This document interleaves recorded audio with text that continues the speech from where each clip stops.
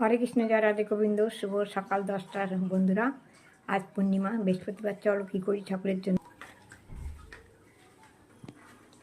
Soybean আমি গরম জলে ভিজিয়ে রেখেছি, এবার ছেঁকে রেখেছি। এখানে কাজু, কিশমিশ, পেস্তা, এখানে নারকেল, কপি, ফুলকপি, এখানে বাসমতি চাল, আতপ বাসমতি চাল, আর এখানে কাঁচা লঙ্কা ভালো করে ধুয়ে ঘি মাখিয়ে রেখেছি দুটো করে। এখানে গাজর, এখানে বিন, ঘি, চিনি, তেজপাতা, ছোটো এলাচ, লবঙ্গ, দারচিনি, ছোটো এলাচ, তেজপাতা, দারচিনি, লবঙ্গ আর কেশরি মেথি পাতা, এখানে সাদা তেল। আরও কয়েকটা জিনিস বার করা হয়নি, সেটা পরে দেখব। কড়াই বসিয়ে দিয়েছি, এর মধ্যে কড়াইতে এদের সাদা তেল আর ঘি মিশিয়ে নিয়েছি একসঙ্গে, এখানে দিয়ে দিলাম।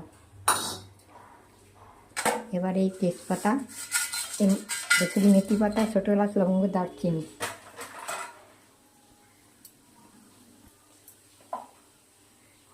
সোয়াবিন দিয়ে দিলাম। এই নুন দিয়ে সেদ্ধ করে নিয়েছি। হ্যাঁ, একটু সাই জিরে ফোড়ন দিয়েছি, নুন দিয়ে দিলাম, কাজু কিশমিশ পেস্তাটা দিয়ে দিলাম।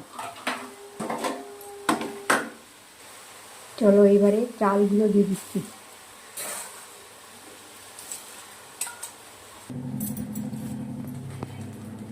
এবারে মাখন দিয়ে দিলাম,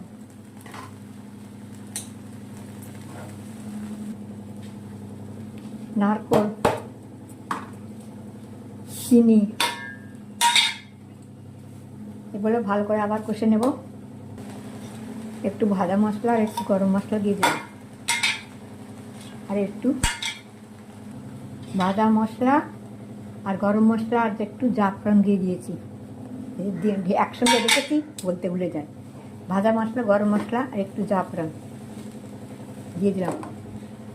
আর ভালো করে আমার কষা হয়ে গেছে। এবার আমি প্রেসার কুকার দিয়ে একটা ছিটি দিয়ে নেবো, দেরি হয়ে গেছে। এবার এই পনিরটা আমি কেটে নেব।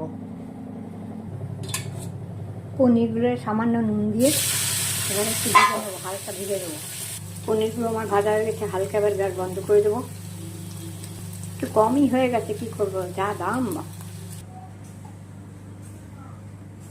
এর মধ্যে আমি আমার ঘি দিয়ে দিচ্ছি, ঘি আর মাখন দিয়ে দিচ্ছি।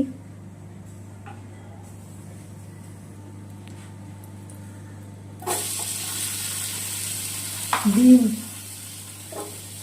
গাজর,